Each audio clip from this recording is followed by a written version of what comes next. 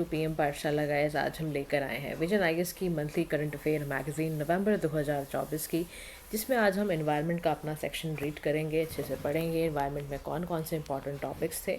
तो जो भी बच्चे चैनल पे नए आए हैं, please do like share and subscribe to PM Pathshala. पिछले 2 साल की पूरी करंट अफेयर्स प्रिपेयर हैं, तो दोज हु आर गिविंग 2025 का प्रीलिम्स है ना, जो भी बच्चे 2025 का प्रीलिम्स लिखने वाले हैं या इवन किसी स्टेट पीसेस का प्रीलिम्स लिखने वाले हैं, आप समझ रहे हो ना करंट अफेयर्स की क्या वैल्यू है।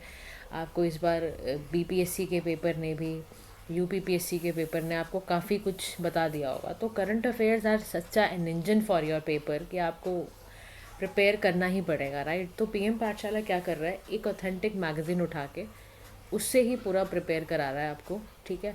हम ना क्या करते हैं, एमसीक्यूज़ भी देते हैं हर टॉपिक्स के बाद, ठीक है।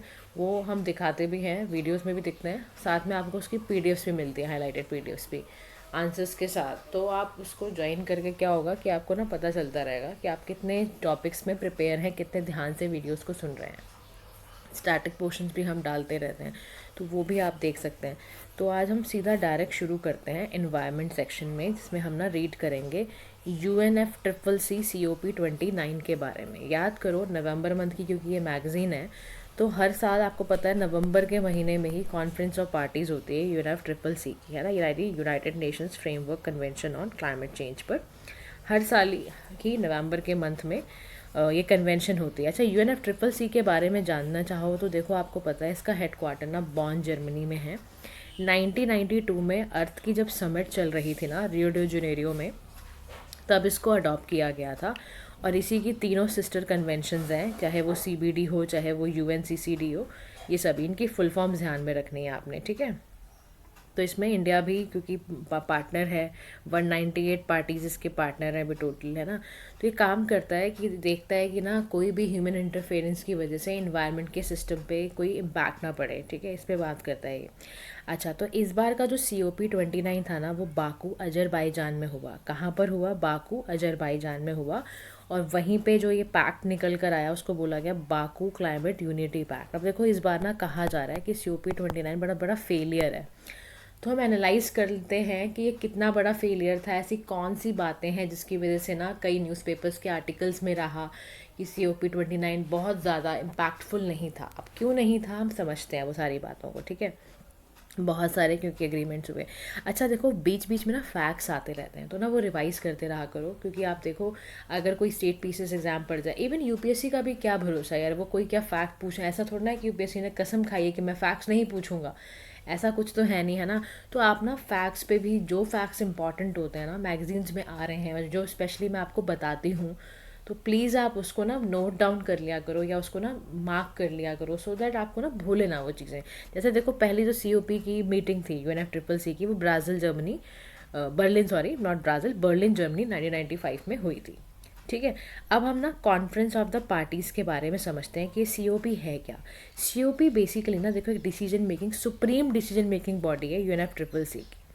ये ना हर साल कॉन्फ्रेंस करती है, मेंबर स्टेट्स को बुलाती है, मेंबर कंट्रीज़ को नेगोशिएशंस के लिए कि क्लाइमेट को चेंज को भैया एड्रेस करो, बहुत ज़्यादा कमिटमेंट कुछ तो लेकर आओ, कुछ तो करो। क्यों पता है आपको, UNFCCC की वजह से ही पेरिस अग्रीमेंट 2015 का आया, उससे पहले 1997 में क्योटो प्रोटोकॉल का आया। आपको याद हो, आज ही मैंने कल ही ना इवनिंग के टाइम पे आपको क्योटो प्रोटोकॉल पे क्वेश्चन दिया था, जिसमें बहुत सारे बच्चों ने अटेम्प्ट भी करा है। तो जिन बच्चों ने अभी तक नहीं किया है, चैनल के कम्युनिटी सेक्शन पे जाके डू दैट क्वेश्चन, कंप्लीट करो आप, क्योंकि ना आपको हर एक चीज़ के बारे में इमीडिएट पता हो, Kyoto protocol related to reduction of the carbon emission, तो वो बिल्कुल पता हो। तो ये क्वेश्चन अटैम्प्ट करते रहा करो, मैं डेली बेसिस पे 2-2 3 क्वेश्चन डालती हूँ, आप उसको प्लीज़ डू अटैम्प्ट। एक करंट अफेयर का क्वेश्चन होता है, एक स्टैटिक क्वेश्चन होता है, तो वो भी आपको अटैम्प्ट करते रहना है, सो दैट आपको क्वेश्चन के साथ, देखो अगर साल में इतने सारे क्वेश्चंस कर लोगे तो प्रीलिम्स लिखना आसान होगा। और आपको पता है इस वक्त प्रीलिम्स ही सबसे बड़ी जंग है कि उसको कैसे जीतना है, क्योंकि उसके बाद चीज़ें आसान होनी शुरू हो जाती हैं। बस पहले हमारी पहली सीढ़ी पे हम नहीं चढ़ पाते हैं, तो पहली सीढ़ी पे चढ़ने का मकसद यही है कि आप पूरे डायनेमिक होके पढ़िए, जैसा आपको पीएम पाठशाला बता रहा है। हम चाहते हैं पीएम पाठशाला की फैमिली और बढ़ती जाए। आप सभी का मैं इसीलिए ना, मतलब इतने बच्चे, जब विशाखा है, प्रेम जी हैं, अभिषेक सिंह जी, बहुत बच्चे ऐसे हैं जो रेगुलर जुड़े रहते हैं, तो बहुत खुशी होती है और बहुत मोटिवेशन फील होता है। तो ऐसे ही और भी बच्चे जितने भी आएंगे सभी का स्वागत है। अदिति गुप्ता जी हैं, वो भी बहुत करते रहते हैं। तो ऐसे मैं कई नाम भूल भी जाती हूँ, देखो जो एकदम रोज़ रोज़ जिनके मैसेज आते हैं ना वो याद रहते हैं हमेशा। तो वही है। तो देखो सीओपी का ना की टास्क पता है क्या है, कि नेशनल कम्युनिकेशन को रिव्यू करना, या जितने भी ना अपने नेशनल डिटरमाइंड गोल्स किए हैं उनको चेक करना कि कितना ये मैच कर रहे हैं जो हम, क्योंकि देखो अल्टीमेटली COP30 ना ब्राज़ील में होने वाली है, बेलम नवंबर 2025 में, है ना। तो ये भी ध्यान रखना है कि अभी फ़िलहाल कहाँ हुई थी, लास्ट ईयर कब हुई थी, नेक्स्ट ईयर कब होने वाले, बिकॉज यू नेवर नो किस फैक्ट्स के साथ अब कहाँ पे जाके क्वेश्चन ट्रिकी हो जाए, तो वो बहुत ध्यान रखना है। अब ना हम ना की आउटकम्स को देखते हैं COP29 के, ठीक है, ध्यान से समझना क्योंकि यहीं से आपको समझ में आएगा कि कुछ क्या खामियां रह गई COP29 में, जिसमें कि इतनी सारी बातें निकल कर आ रही हैं। तो कह रहा है सबसे बड़ी खामी थी, देखो मतलब खामी नहीं है, नॉट सेइंग खामी, आप सबसे पहले ना थीम समझो, डिटेल में हम समझते हैं, उसके बाद हम फेलियर्स की बातें करेंगे। की आउटकम जो COP29 का सबसे पहला था कि new collective quantified goal on climate action और बाकू फिनेंस गोल में रखे। मतलब क्या बोला गया, डेवलपिंग कंट्रीज़ के लिए ना पैसों को रिलेटेड, यानी क्लाइमेट एक्शन के लिए पैसे के लिए मतलब क्या क्या करना चाहिए। तो फिनेंस करने के लिए ना ट्रिपल फिनेंस की बात की गई, कह रहा 2035 तक ना 300 बिलियन हर एनुअली दिया जाएगा, ट्रिपल फिनेंस दिया जाएगा, ठीक है, किनको, डेवलपिंग नेशंस को, ताकि कम से कम ना ये 1.3 पर ट्रिलियन पर ईयर ये 2025 तो ऐसे एफर्ट लगाए जा रहे हैं कि पब्लिक सोर्सेज प्राइवेट सोर्सेज के एफर्ट को लगा के, ताकि ना क्लाइमेट पे फिनेंस अच्छे से एडजस्ट कर पाएँ और क्लाइमेट चेंज को रोक सकें। तो पहला तो ये काम किया गया कि कुछ ऐसे नए क्वांटिफाइड गोल बनाए गए, नॉट गोल, देखो गोल नहीं था, ये गोल था, आई एम सेइंग, थोड़ा सा ना हो जाता है, कई बार स्लिप कर जाती है टंग। अब सेकंड बोल रहा है कार्बन मार्केट्स एंड आर्टिकल 6 के बारे में, कह रहा है आपको याद है पेरिस अग्रीमेंट में ना आर्टिकल 6 था, उसके रूल्स को फाइनलाइज करने की बात की गई है। कह रहा है आर्टिकल 6 किसके बारे में था, कह रहा है इंटरनेशनल कार्बन मार्केट्स के बारे में था, जिसमें हमने ना कसम खाई थी कि हम कंट्रीज़ को अलाउ करेंगे कि कार्बन का ट्रेड क्रेडिट करना है, ताकि इस पर भी एक क्लाइमेट एक्शन हो पाए। आप समझते हो कार्बन का ट्रेड करने का मतलब क्या है, कि जिन्होंने कार्बन एमिशन कम किया, जिन्होंने ज़्यादा किया है, तो वो बैलेंस करने के लिए जिन्होंने कम किया है वो उनसे क्रेडिट ले लेंगे, मतलब उनसे कहेंगे भाई लाओ तुम हमारी तरफ ट्रांसफ़र कर दो, सो दैट तुम्हारा भी बैलेंस हो जाए। तो वो ऐसे ना ट्रांसफ़र करा जा रहा है सो दैट कि लोग ना बैलेंस्ड हो जाए और ना फिनेंस क्लाइमेट एक्शन पे कुछ ना कुछ ले पाएँ। तीसरा जो आउटकम आया COP29 का वो है ट्रांसपेरेंसी के बारे में, कह रहा जो ना ट्रांसपेरेंसी है ना, नेगोशिएटिंग आइटम्स को कुछ कंक्लूड करा गया है और बोला गया कि ना हमें ना अपनी ट्रांसपेरेंसी फ्रेमवर्क, यानी ना हमें ETF को ना इन्हांस करना है, यानी इन्हांस करना है हमें ट्रांसपेरेंसी फ्रेमवर्क को, यानी हमें कंट्रीज़ को रिपोर्ट करना है उनके क्लाइमेट एक्शन के लिए, ग्रीन हाउस गैस इमिशन के लिए, क्लाइमेट मिटिगेशन एफर्ट के लिए, ऐसे कुछ लगाने हैं। फिर ऐसे ही ना biennial transparency report first submit की गई by 13 countries under the Paris agreements, और ये रेगुलर रिपोर्ट्स हैं कंट्रीज सबमिट करते हैं अंडर ETK। ऐसे ही Baku declaration and global climate transparency, या बाकू आपका ग्लोबल क्लाइमेट ट्रांसपेरेंसी प्लेटफॉर्म है, टाइमली डिलीवरी करने के लिए, है ना, मतलब चीज़ों की बाइनल ट्रांसपेरेंसी रिपोर्ट टाइमली आए, चाहे चेक कर पाएँ, है ना, मतलब यहाँ पर ना हम बेसिकली रिपोर्ट बना रहे हैं ताकि ये चेक कर पाएँ कि ग्रीन हाउस गैस इमिशन का लेवल हर बारी कितना बढ़ रहा है, क्या है, ये सारा चेक करना है। फिर अडेप्टेशन की बात आई, कह रहा 4th पैरामीटर है अडेप्टेशन, यानी ना ये लॉन्च किया गया road map, Baku adaptation road map तैयार करा गया, हाई लेवल डायलॉग है ऑन अडेप्टेशन, ताकि ना UAE फ्रेमवर्क जो ग्लोबल क्लाइमेट रेजिलियंस का इम्प्लीमेंटेशन है वो बढ़ता जाए। यानी रोड मैप ऐसा तैयार किया जा रहा है ताकि ना हमारा ना आर्टिकल 7 जो ना हम चाहते हैं, जो हमने कसम खाई थी पेरिस अग्रीमेंट में 2015 में, वो कसम को हम पूरा करना चाहते हैं। तो उसके लिए बोला गया कि उस लाइन पे ना हमने बाकू अडेप्टेशन, समझ रहे हो सारी चीटिंग कर रहे हैं ये, पेरिस अग्रीमेंट से उठा के आर्टिकल 7 को इम्प्लीमेंटेशन, आर्टिकल 6 को इम्प्लीमेंटेशन। आप अभी तक देखा आपने कुछ नया, कुछ समझ ही नहीं आ रहा, कुछ ऐसा इफेक्टिव अभी तक नज़र आया, आपने 4 पॉइंटर्स पढ़े, जस्ट सी द 4 पॉइंटर्स। अभी देखो आपने ना 4 पॉइंटर्स पढ़े हैं कि आउटकम, पहला आउटकम आपने पढ़ा कि न्यू क्वांटिफाइड गोल बनाए गए क्लाइमेट एक्शन फाइनेंस के लिए, थोड़ा पैसा थोड़ा दे देना चाहिए डेवलपिंग नेशंस को। अब ये कहना है आर्टिकल 6 के बारे में, ट्रांसपेरेंसी की बात हर साल होती है, इस साल भी हुई, कोई नई बात नहीं थी। आर्टिकल 7 को बोला जा रहा है कि इसको इम्प्लीमेंट करेंगे। अब इन्होंने कहा कि ना हम कुछ सपोर्ट प्रोग्राम भी चलाएंगे ताकि ना नेशनल एडेप्टेशन प्लान्स भी पूरे हो पाएँ, जो स्पेसिफिकली लीस्ट डेवलप कंट्रीज़ हैं, हर साल करते हैं। फिर indigenous people and local communities के लिए इन्होंने ना बाकू वर्क प्लान बनाया है, कि जैसे COP24 का ना उन्होंने क्या करा है, कैटोवाइज करके, ताकि ना फर्दर ये ऑपरेशनलाइज हो जाए और ना नॉलेज एक्सचेंज करना, कैपेसिटी बिल्डिंग्स को बढ़ाने के लिए उन्होंने कुछ ऐसा बनाया है। फिर जेंडर एंड क्लाइमेट चेंज के लिए ये बोला है कि Lima work programme for gender and climate change for another 10 years. मतलब आप देख लो समथिंग न्यू कुछ दिख ही नहीं रहा है, हर चीज़ को एक्सटेंड किया गया है कि इस चीज़ को एक्सटेंड कर रहे हैं, इस आर्टिकल 26 और 7 को पेरिस एग्रीमेंट के इम्प्लीमेंट कर रहे हैं, बस यही। अब तक की आउटकम्स में आपको कुछ खास नज़र नहीं आया होगा। फिर ये कह रहे हैं जो themes like climate finance related to NCQG है, कार्बन ट्रेडिंग मार्केट है, are related to article 6 of the Paris climate, वो कह रहा है सब्सिक्वेंट आर्टिकल्स में आपको डिटेल में बताएगा, तो वो और डिटेल में ना हम तब पढ़ेंगे। अभी जितना आ रहा है आप उतना करते जाओ। आप देख रहे हो अभी तक आपको कुछ दिखा जो समथिंग वेरी इंपॉर्टेंट, हाँ भाई बड़ा अच्छा लगा हो, कुछ ऐसा नहीं था। तो अब ना ये इश्यूज़ ही बताने जा रहा है कि क्लाइमेट नेगोशिएशंस में ना कौन कौन से इश्यूज़ है। कह रहा है सबसे पहली बात कर, आप क्लाइमेट फाइनेंस की बात कर रहे हो, सर आपके पास पैसा क्या है, इनएडिक्वेट क्लाइमेट फाइनेंस है। कह रहा है आपके पास जब है ही नहीं पैसा तो कहाँ से लगाओगे, बताओ, पैसा तो होगा ही नहीं तो कहाँ से लगाओगे। तो NCQG fall short of the global projected investment requirement है ना, तो है ही नहीं, लाइक जब होगा ही नहीं पैसा इतना तो फिर कहाँ से मतलब कर पाओगे आप। फिर आगे ना यहाँ पर ये कह रहा है कि देखो जी उसके बाद ना जो ग्लोबल प्रोजेक्टेड इन्वेस्टमेंट रिक्वायरमेंट है क्लाइमेट एक्शन को लेकर, आप समझ रहे हो ना, एनसीक्यूजी जो होता है वो, हाँ। तो ये ना बात वही है कि अल्टीमेटली जब आपके पैसा ही नहीं है तो फ़ायदा क्या है करने का, समझ रहे हो। तो न्यू कलेक्टिव आपकी, समझ रहे हो ना, new collective quantified goal on climate finance जो आपने बनाया है, जब पैसा ही नहीं है तो कहाँ से लगाओगे। कह रहा developing countries other than China, उनके पास वो पैसा लगाने के लिए सिर्फ 2.3 से लेके 2.5 डॉलर तक होता है, ट्रिलियन डॉलर तक होता है। कह रहा जब इतनी फंडिंग की कमी होगी तो डेवलपिंग कंट्रीज इवन इंडिया को इंक्लूड करके तो क्लाइमेट फाइनेंस के गोल को, तो वो डील को ही सबसे उन्होंने रिजेक्ट ही कर दिया। जो आपने डील सबसे अच्छी जो आपको अट्रैक्टिव थोड़ी बहुत लगी होगी वो लगी होगी कि भाई ये वाला गोल है कि चलो अच्छी बात है, जो डेवलपिंग नेशन है उनको पैसा मिलेगा। लेकिन आप सोचो वो डील को रिजेक्ट करना पड़ा क्योंकि डेवलपिंग कंट्रीज ने बोला भाई ये तो बहुत कम फंडिंग है। सबसे बड़ी प्रॉब्लम समझ में आ गई, जब पैसा, आप समझ में आ रहा है why it is the biggest failure, because कुछ हुआ ही नहीं है, कोई डील ढंग की हुई नहीं है। फिर डेडलॉक है, मिटिगेशन वर्क प्रोग्राम्स में इतना डाइवर्जन है, views for the role of fossil fuels, future energy mix में आप कैसे फॉसिल फ्यूल्स को हटाओगे, कैसे आगे यूज़ करोगे, कुछ पता ही नहीं चल रहा है कोई ना, मतलब बहुत ज़्यादा जो व्यूज़ आए ना, बहुत डाइवर्टिंग व्यूज़ आए हैं।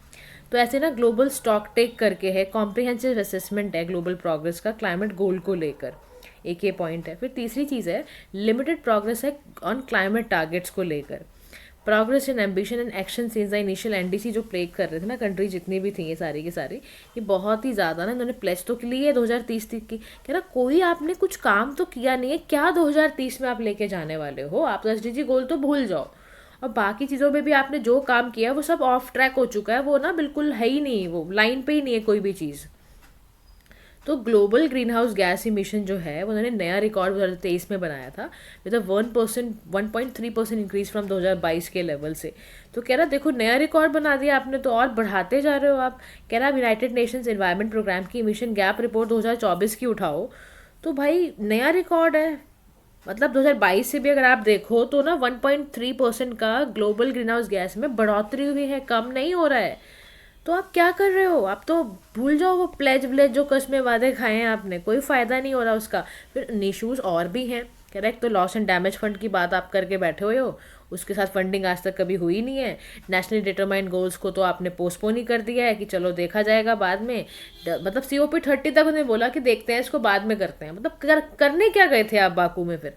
और फिर इतनी डाइवर्सिटीज़ की इतनी डिस्पैरिटी है, जो मेजर इमिटर्स हैं हिस्टोरिकली वर्ल्ड रीजन्स में और जो आज कर रहे हैं उनमें बहुत डिस्पैरिटी। कह रहा है आपसे तो G20 कंट्रीज़ ने बोला 77% ऑफ ग्लोबल इमिशन वो करती हैं।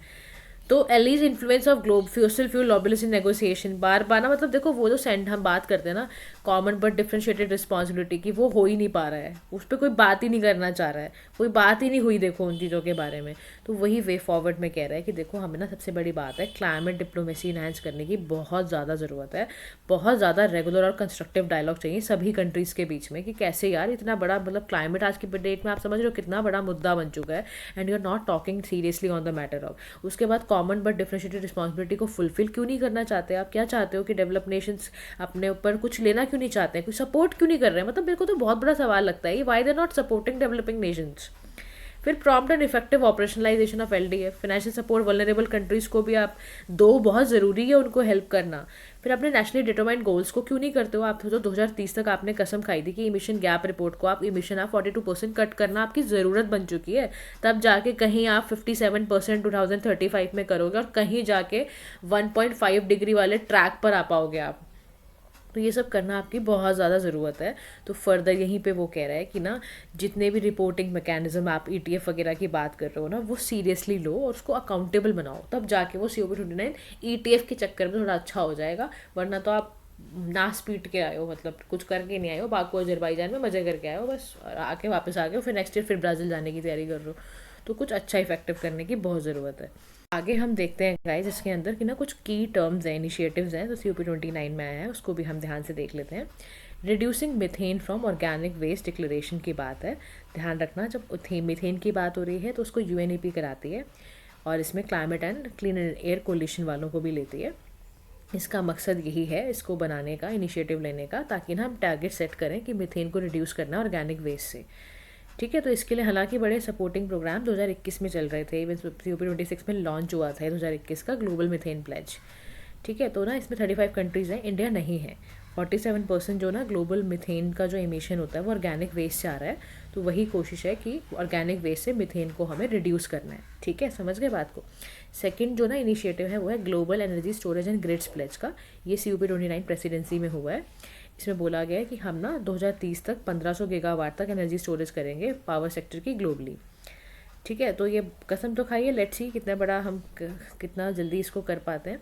फिर तीसरी चीज़ है ग्रीन एनर्जी प्लेज की। तो COP29 की जो प्रेसिडेंसी है ना, डिफरेंट पार्ट्स जैसे UNIDO है, UNSC है, ये सारे हैं। तो ग्रीन एनर्जी जोन बनाने की ज़रूरत है, उसको प्रमोट करने की ज़रूरत है, ताकि ना क्लाइमेट चेंज टैकल हो पाए, इकोनॉमिक ग्रोथ प्रमोट हो पाए। और ना ग्रीन एनर्जी जोन जो है वो एक सेंट्रलाइज हब्स की तरह काम कर रहे हैं, जिसमें हमें high quality variable renewable energy से रिसोर्सेज की ज़रूरत है और रिन्यूएबल एनर्जी इंफ्रास्ट्रक्चर स्टोरेज की ज़रूरत है। तो दोनों को हमें प्रमोट करना है।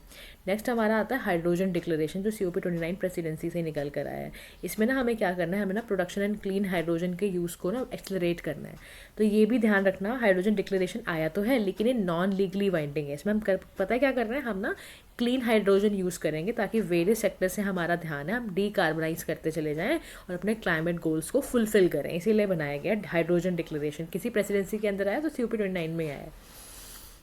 इसके अलावा Baku harmonium climate initiative for farmers आया है। ये भी COP29 और FAO के साथ मिलके हुआ है। इसमें ना हम ना होस्ट किया है FAO ने इसको, ताकि हम ना food and agriculture for sustainable transformation के लिए काम कर पाएँ। फिर आता है क्लाइमेट फिनेंस एक्शन फंड है, अजरबैजान के थ्रू है ये। इसमें ना डेवलपिंग नेशन जो है वो सपोर्ट कर रहे हैं क्लाइमेट प्रोजेक्ट्स को, नेक्स्ट जनरेशन, ताकि 1.5 डिग्री विद इन रीच तक वो बना पाएँ प्लान्स को और ना कंट्रीब्यूट कर पाएँ from fossil fuel producing country. जैसे हम ना कंपनीज़ हैं क्रॉस ऑयल गैस ओल हैं, तो इसको हम फुलफिल करने के लिए ऐसा कर रहे हैं। अच्छा, इसके अलावा Baku initiative for climate finance investment के रिलेटेड है COP29 का। फिर ऐसे ग्लोबल मैच मेकिंग प्लेटफॉर्म बनाए गए हैं। फिर ऐसे ही declaration for green digital action के ऊपर प्लान बना रखा है। फिर continuing coalition for climate action health के लिए बनाया है। फिर बाकू हमने डायलॉग करे हैं वाटर एंड क्लाइमेट एक्शन से रिलेटेड भी हमने करा हुआ है। तो ये सारे हमने फीचर्स ऐसे डाले हुए हैं सो दैट क्या हो, ज़्यादा से ज़्यादा हमारे इनिशिएटिव फुलफिल हो, हमारा टूरिज्म अच्छा हो, हमारा ग्लोबल एनर्जी एफिशिएंसी अलाइंसेस अच्छी हो, hydro for net zero LAC initiative fulfil हो, global lines for pump storage. सारे के सारे हमने ना इनिशिएटिव इसलिए ले रखे हैं ताकि हम ना देखो ultimately we want to take a climate action programme so that हमें क्या चाहिए, हमें डीकार्बनाइज करना है, हमें ऑर्गेनिक वेस्ट मिटाना है, हमें एनर्जी की एफिशिएंसी को बढ़ाना है। तो ये सारे इनिशिएटिव लिए गए। अच्छा, कुछ ना रिपोर्ट्स रिलीज़ करी गई हैं तो हम उसको छोड़ नहीं सकते हैं। The very first report has been release is the name of special report on climate change and health. इसको ना WHO ने लॉन्च किया था। इसमें ना पता है क्या बताया, इसमें कुछ फाइंडिंग्स आई थी। तो फाइंडिंग्स का ध्यान रखना, वो ये बताया था नॉन कम्युनिकेबल जो डिजीज़ है ना climate change and air pollution की वजह से वो ना 85% बढ़ गई हैं। और ना देखा जा रहा है नॉन कम्युनिकेबल डिजीज़ से बंदे बहुत मर रहे हैं, मतलब 85% डेथ आना। फिर हीट का जो स्ट्रेस है ना वो बहुत बढ़ गया है। कह रहा 2023 में people face 50 more days of heat. Health का थ्रेटनिंग हीट बहुत ज़्यादा था। फिर ना अगर आप प्री टर्म बर्थ या लो बर्थ वेट वगैरह देखते हो तो वो भी देखा जा रहा है बहुत ज़्यादा ना जो मैटरनल फर्टिलिटी है वो रिड्यूस होती जा रही है। तो 2023 में ये भी पाया गया कि 20.3 मिलियन जो लोग हैं वो इंटरनली डिस्प्लेस हुए क्योंकि वेदर रिलेटेड डिज़ास्टर बहुत ज़्यादा थे। तो ये ना रिपोर्ट में पाया गया ना, देखो इतने ज़्यादा ना, बहुत देखो भयानक भयानक, आप क्लाइमेट और ये सब पढ़ोगे ना इन्वायरमेंट तो आपको लगेगा यार कितना, मतलब हम ऐसी जगह पर इस समय बैठे हैं कि कुछ पता नहीं है कि कल को हमारे साथ क्या हो जाए। और ऐसे ही हमारे पास फिर ना ग्लोबल लैंडस्केप है क्लाइमेट फाइनेंस का 2024 का, इसको ना पब्लिश किया था क्लाइमेट पॉलिसी इनिशिएटिव ने।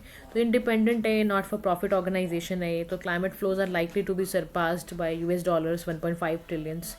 फॉसिल फ्यूल पे इन्वेस्टमेंट करना, कंज्यूमर फॉसिल फ्यूल सब्सिडीज़ वगैरह देना काम कर रहा है। फिर ऐसे ना global nitrous oxide assessment report है जिसको ना climate and clear ocean and FAO ने बनाया है। फर्स्ट इंटरनेशनल रिपोर्ट है जो सोलली ना N2O पे बात कर रही है, यानी नाइट्रोस ऑक्साइड पर बात कर रही है।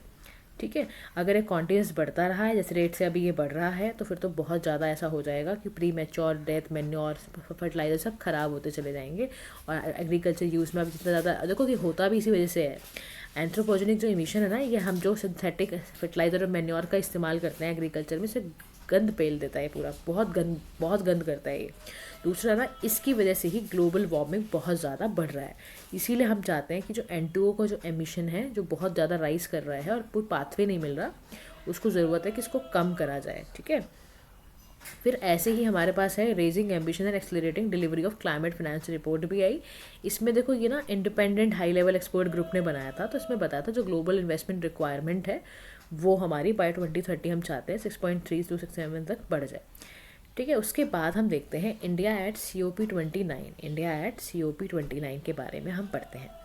रिसेंटली देखो इंडिया ने ना क्लैरिफाई किया अपना stance regarding climate negotiation at the plenary session of UNFCCC COP29।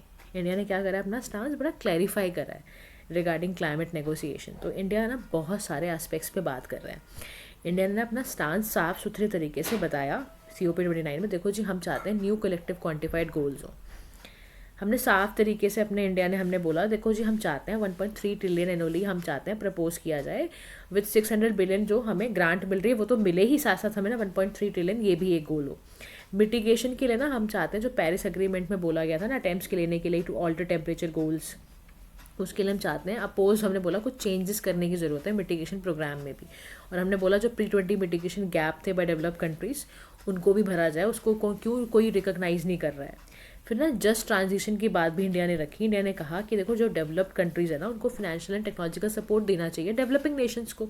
तो जस्ट ट्रांजिशन तभी तो होगा, तभी तो आप एक राइट ऑफ रिस्पेक्ट करो डेवलपमेंट और सस्टेनेबल प्रायोरिटीज़ की। वरना आप तो सिर्फ अपने लिए तो आपने सब कुछ किया, इंडस्ट्रियलाइज फेज में आपने सारा गंद करा। और आज जब इतना पोल्यूशन इतना सब कुछ हो रहा है, क्लाइमेट चेंज हो रहा है, तो आप सारा कुछ दर्द हमें क्यों थोपना चाह रहे हो। We are on the very developing phase, है ना। तो ये बोला भारत ने। फिर उसके बाद ना ग्लोबल स्टॉक टेक की बात की गई, इसे GST बोलते हैं। इसमें बोला कि जो फॉलोअप एक्शन है GST आउटकम्स के फ्रेमवर्क वगैरह के, वो बोला इंडिया ने कि ये सब कुछ भी खराब, बहुत ख़राब कर रहे हो आप। दूसरा साफ साफ बोला कि कोई पैसा नहीं ठीक से दिया जा रहा है, इम्बैलेंस बहुत है। ये सब इंडिया ने सारी बातें उठाई। अडेप्टेशन के लिए इंडिया ने बोला कि देखो जी, आप ना क्लियर इंडिकेटर्स क्यों नहीं देते हो और आप थर्ड पार्टी डेटाबेस क्या बनाने को बातें करते रहते हो। साफ साफ एक रोड मैप तैयार क्यों नहीं कर रहे हो, ग्लोबल गोल अडेप्टेशन के ग्लोबल गोल एक तैयार करो आप। तो इंडिया का जो पार्टिसिपेशन था, बहुत सारे साइड इवेंट्स भी हुए। तो इंटीग्रेटिंग डिजास्टर रेजिलियंस इंफ्रास्ट्रक्चर की बात देखो इंडिया ने यही ऑर्गेनाइज इंडिया ने ही किया। ये 2019 से हम लॉन्च करा था, हम तब से ही ऑर्गेनाइज कर रहे हैं ये। उसके बाद हमारा ना leadership of group on industry transition member meet था। ये सब हम इसमें ना बहुत ध्यान दे रहे हैं। उसमें ना हमने साफ तरीके से इस बार ना ग्लोबल साउथ पर भी हमने बोला कि हम ही तो ISA में द्वारा energy transition for global south भी हम ही कर रहे हैं। फिर हम ना बहुत सारी चीज़ें देखो, इंडिया भारत जो है वो इस वक्त एनवायरनमेंट के लिए कोशिश कर रहा है, चाहे वो India Sweden industry transition partnership हो। तो हम बहुत तरीके से हमारी कोशिश है कि हम ना क्लाइमेट एक्शन पर एक्शन ले पाएँ। ठीक है जी, तो अब हम चलते हैं सीधा हमारे कार्बन ट्रेडिंग एंड मार्केट के ऊपर बात करने के जा रहे हैं। ठीक है, न्यूज़ में क्यों रहा, सबसे पहले हम ये देखते हैं। देखो जो रूल्स है ना carbon trading under article 6 of Paris agreement, उसको फाइनलाइज़ किया गया आफ्टर डिकेड ऑफ नेगोशिएशंस के बाद, बहुत नेगोशिएशंस के बाद ऐसा किया गया है। अब आर्टिकल 6 पेरिस एग्रीमेंट का पता है क्या है, ये ना सेट ऑफ टूल्स है, मैकेनिज्म है कार्बन मार्केट को लेकर, कि हम चाहते हैं वॉलंटरली हम ना देखो हम चाहते हैं वॉलंटरली हम कोऑपरेट करें नेशनल डिटरमाइंड गोल्स के लिए। तो उसी के रिलेटेड देखो इंडिया क्या करने की कोशिश कर रहा है। इंडिया बेसिकली ये कोशिश कर रहा है कि हम इस पर काम कर पाएँ, लेकिन इंडिया के साथ साथ देखो और भी नेशंस इन्वॉल्व हो तो बहुत अच्छा होगा। तो आर्टिकल जो 6 है ना पेरिस एग्रीमेंट्स का, उसमें बहुत सारे ऐसे टूल दिए जा रहे हैं कि आप वॉलंटरी लेवल पर नेशनली ऐसे कुछ कंट्रीब्यूशन लेकर आओ।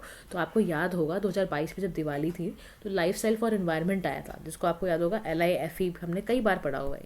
ये लाया इसीलिए जा रहा है कि हमारी लाइफ ऐसी हो जाए जिसमें हम सस्टेनेबल डेवलपमेंट करते हैं, खुद भी चले जाएँ, हमारी लाइफस्टाइल के हैबिट्स ऐसे हों कि हम सस्टेनेबली चलना शुरू कर दें। तो ना बहुत सारे मैकेनिज्म्स है इसके अंदर, 6.2, 6.4, 6.8 कर कुछ मार्केट बेस्ड अप्रोचेस थी, कुछ नॉन मार्केट बेस्ड अप्रोचेस थी। यहाँ इसने बोला था कि डिसेंट्रलाइज अप्रोच रखो, आप बायलैटरल कोऑपरेशन आपस में कंट्रीज करें, आपस में कोशिश करें एमिशन कैसे रिड्यूस करना है। फिर सेंट्रलाइज अप्रोच में ये बोला गया था कि कार्बन मार्केट को स्टैब्लिश करो, ये सारी चीज़ें करो, no carbon trading emission reduction is involve, ऐसा कुछ करने के लिए बोला। तो उन्होंने बहुत सारे ना अप्रोचेस बनाए हुए हैं ऑलरेडी। तो यह ना कह रहा है कि कॉरस्पॉन्डिंग एडजस्टमेंट वर्क कैसे चलता है। कह रहा है देखो ये ना आप बेसिकली बहुत सुंदर सा ना एक आपको ग्राफ दिया हुआ है, यहाँ पर बोला हुआ है देखो ग्लोबल जो ग्रीन हाउस गैस है इमिशन इन्वेंट्री है, और यहाँ पर आपका इमिशन इन्वेंट्री सारा बताया हुआ प्रेयर, जब मिटिगेशन एक्टिविटी से पहले क्या था, ठीक है, उसके बाद क्या हुआ, और एडजस्ट करने के बाद क्या टारगेट्स फुलफिल हो रहे हैं। ये ट्रांसफरिंग कंट्री है, रिसीविंग कंट्रीज है। तो सारा का सारा ना ये कैसे बना रखा है, ये पूरा इसमें चार्ट बना रखा है। तो कह रहा है कॉरस्पॉन्डिंग एडजस्टमेंट पता है क्या होता है कि कंट्रीज़ ना इमिशन लेवल्स को रिफ्लेक्ट करते हैं कि कैसे इसको एक्सपोर्ट करना है कैसे इम्पोर्ट करना है। 3 डिफरेंट फेजेस होते हैं। एक होता है GHG मैट्रिक्स में इकोनॉमिक वाइड एनुअल लेवल आपका कितना रहा, आपने पूरे साल कितना ग्रीन हाउस गैस इमिशन किया, आपने कितना कम हुआ वो भी लिखना है। इंस्टॉल कैपेसिटी, अब आपने रिन्यूएबल एनर्जी के आपने यूज़ करा तो कितना आपका जो ग्रीन हाउस गैस इमिशन था वो कितना कम हुआ है वो भी करना है। और ऐसी पॉलिसीज़ बनानी है, कुछ ऐसे मेजर्स तैयार करने हैं जिससे ना कंट्री का जो NDC लेवल है वो आगे बढ़ता जाए। अब यहाँ टॉपिक आता है कार्बन मार्केट से रिलेटेड। तो कार्बन मार्केट पता है क्या होता है, एक तरह का ना ट्रेडिंग सिस्टम है। कार्बन मार्केट एक तरह का क्या है, ट्रेडिंग सिस्टम है बेसिकली, जिसमें ना हम चाहते हैं कार्बन क्रेडिट्स को खरीदना ताकि हम ग्रीन हाउस गैस इमिशन को ऑफसेट कर पाएँ। हम ना प्रोजेक्ट्स को सपोर्ट करना चाहते हैं, हम चाहते हैं रिड्यूस करें, रिमूव करें इमिशंस को। तो वन जो ट्रेडेबल कार्बन क्रेडिट है generally equals to 1 metric tonne of carbon dioxide. तो ध्यान रखना, एक ट्रेडेबल अगर आप कार्बन क्रेडिट को ट्रेड करते हो तो वो उसका मतलब होता है कि आपने 1 metric tonnes of carbon dioxide के वो इक्वल माना जाता है। ठीक है, ऐसे ही ना आपको ना ये भी ध्यान रखना है कि जो कार्बन ट्रेडिंग है क्योटो प्रोटोकॉल से रिलेटेड, पेरिस एग्रीमेंट से रिलेटेड, उस पर हम बात कर पाएँ। तो दोनों जो आपका है, आपको पता है ये 1997 में आया और पेरिस एग्रीमेंट आपको पता है 2015 में आया। तो इसके अंदर को इसमें डेवलप कंट्रीज़ को लिमिट करने को बोला गया था। यहाँ पे सभी कंट्रीज़ को बोला गया कि भाई सभी कंट्रीज़ को कार्बन ट्रेडिंग जो करनी है और साथ ही साथ इमिशंस कम करना है। यहाँ पर फंड्स की बात की गई, यहाँ पर भी फंड्स की बात करी जा रही है। यहाँ पर क्लीन डेवलपमेंट मैकेनिज्म्स की बात की गई, यहाँ पर market and non market approaches की बात की गई। यहाँ बोला गया कि जो ओल्डर क्रेडिट है फॉर इनएक्टिव प्रोजेक्ट्स को ये लिए यूज़ किया जाए। यहाँ पर बोला गया रिस्ट्रिक्ट किए जाए लेगेसी क्रेडिट यूज़, है ना। तो 2013 वाले जो क्रेडिट है उसका ही सिर्फ इस्तेमाल किया जाए। अब यहाँ ये कह रहा है कि सिग्निफिकेंस क्या है, कार्बन ट्रेडिंग करने के क्या फ़ायदे होते हैं। तो सबसे बड़ी बात है इकोनॉमिक एफिशिएंसी, यानी कार्बन ट्रेडिंग जो अंडर आर्टिकल 6 है वो ना कॉस्ट को कट करती है फॉर NDCs। 50% वो कॉस्ट को क्या करती है, कट करती है। तो पोटेंशली वो क्या कर रही है, $250 billion annually by 2030 World Bank द्वारा वो कह रहे हैं उसको सेव करते हैं। फिर सपोर्ट करते हैं ये डेवलपिंग कंट्रीज़ को क्लाइमेट मिटिगेशन एफर्ट द्वारा। फिर ऐसे ही ब्रॉडर इम्पैक्ट पोटेंशियल को बढ़ाना नॉन मार्केट अप्रोचेस के इस्तेमाल से। फिर जो गवर्नमेंट का रेवेन्यू है ना, कार्बन प्राइसिंग रेवेन्यू का, वो है $104 बिलियन का रिकॉर्ड है। तो वो भी रेवेन्यू क्रिएट हो पाया, तो उससे भी बहुत फ़ायदा। देखो कितना फ़ायदा है आप कार्बन ट्रेडिंग करने से। एक तो आप ना इकोनॉमिकली अच्छे हो जाते हो, फिर आप ना डेवलपिंग कंट्रीज़ को मदद कर पाओगे। इसका इम्पैक्ट इतना ज़बरदस्त है कि सस्टेनेबल डेवलपमेंट के पाथ पर आप आ जाओगे। तो ये बहुत फ़ायदा है। लेकिन यहीं पर बहुत से इश्यूज़ भी हैं। इश्यूज़ क्या हैं कार्बन मार्केट को रिलेटेड? सबसे बड़ा है डबल काउंटिंग का बड़ा क्राइसिस है। कह रहा कंट्रीज जो अंडर आर्टिकल 6.2 है स्ट्रिक्टली वो नहीं कर रही हैं, बहुत इनकन्सिस्टेंसीज अवॉइड कर रही हैं या ठीक से फिक्स नहीं कर पा रही हैं, एमिशंस को ठीक से कैलकुलेट नहीं कर पा रही हैं। तो वो पता चल रहा है कि सेम एमिशन है reduction by more than 1 country कहीं आ रहा है, मतलब creating potential for counting of same emission, मतलब सेम एमिशन लेवल वो 2 कंट्री, मतलब आप समझ रहे हो ऐसा कैलकुलेटर ठीक सा नहीं है। कैलकुलेटर ठीक से ये नहीं बता पा रहा कि किस पर्टिकुलर कंट्री ने कितना एमिशन रिड्यूस किया हुआ है। ये कुछ ऐसी कंट्रीज़ हैं जो नहीं ठीक से कर पा रही हैं। फिर लिमिटेड कवरेज एंड स्कोप की बहुत दिक्कत है। वर्ल्ड बैंक ने बताया कि 24% जो ग्लोबल इमिशंस हैं वही खाली कार्बन टैक्सेस में है, बाकी सारे कहाँ जाएंगे बॉस। फिर इनएडिक्वेट क्वांटिफिकेशन, मतलब सही ढंग से ना आप समझ रहे हो क्वांटिटेटिव तरीके से मॉनिटर ठीक से नहीं हो पा रहा है कि कितना CO2 जो है वो एस्केप कर दिया गया है, कितना ठीक कर रहा है, कुछ पता ही नहीं चल रहा। फिर बहुत डिले होता जा रहा है, ये काम कब होना था, अब कब से होना शुरू होगा, कुछ पता ही नहीं है। बस 25-26 डाल दिया डेट। फिर कार्बन ना कॉलोनलिज्म एक तरह से खेलने की कोशिश की जा रही है। Indigenous right, local community impact are not adequately address, ठीक से किया ही नहीं गया।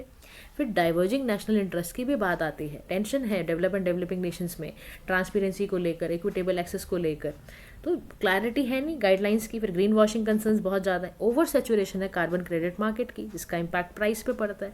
तो वे फॉरवर्ड में बोलता है कि बहुत ज़्यादा ज़रूरत है हमें इम्प्लीमेंट करने की यूनिफॉर्म एंड बाइंडिंग गाइडलाइंस की, ताकि हम अपने डबल काउंटिंग वाले पैरामीटर को रिड्यूस कर पाएँ। फिर इंडिपेंडेंट हमें थर्ड पार्टी वेरिफिकेशन की ज़रूरत भी है।